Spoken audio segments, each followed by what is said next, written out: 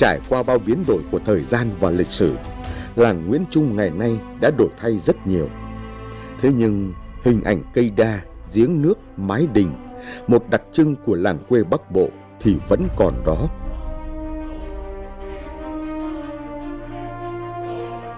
Năm 2001, đình Nguyễn Trung được Bộ Văn hóa Thông tin công nhận di tích kiến trúc nghệ thuật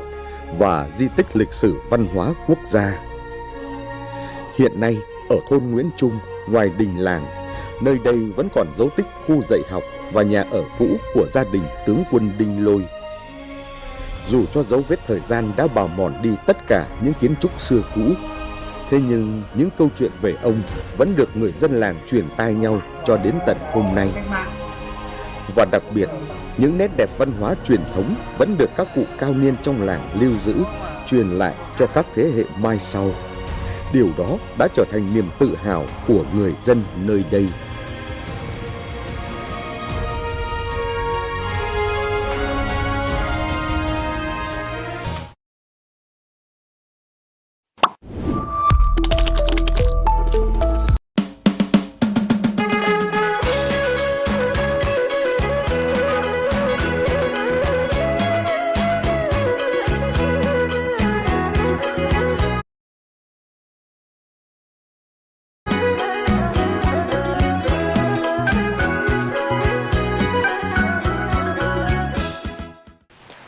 Sông Cờ Rốt Tốt Tư Chân nâng prey bật tầng lại chỉ tím biệt trây.